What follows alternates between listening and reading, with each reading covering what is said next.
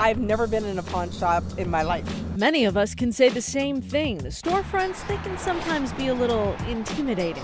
But Yvonne was ready for a challenge. With a $25 per person Christmas limit, a friend suggested she hit up a pawn shop for holiday gifts this year. So I could be out of my mind, but maybe not. She visited 3 Central Avenue pawn shops, and while she shopped, we went to Ken Hoag's South Boulevard shop. He's been in the business for 30 years. We used to deal with just the poor people. Now we dealing with middle class. People who suddenly find themselves shorter on cash than they're comfortable with. There's more and more coming in every day that we're either buying or loaning people money on. It's been happening for several years now. Part of the reason he offers that Christmas layaway. What kind of prices am I going to see in here? You're going to see real good prices.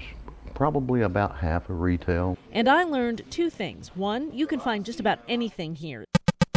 This is a full-size telescope. How do you figure out how much you're going to take for this thing? The internet.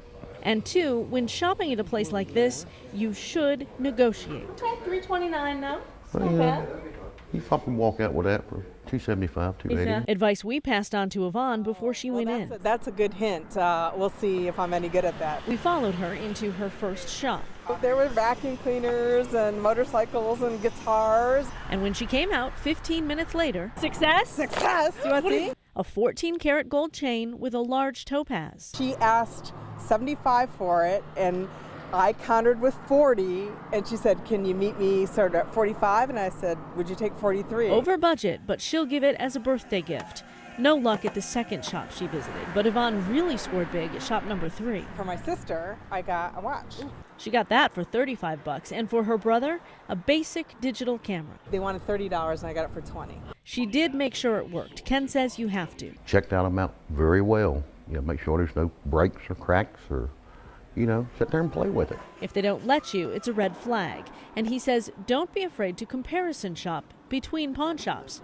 Now, Yvonne learned this is a good way to shop only if you know the quality of things that you're looking for and you know what they are and you can tell good stuff from bad stuff, give it a shot. But now she's excited. I will come back for me.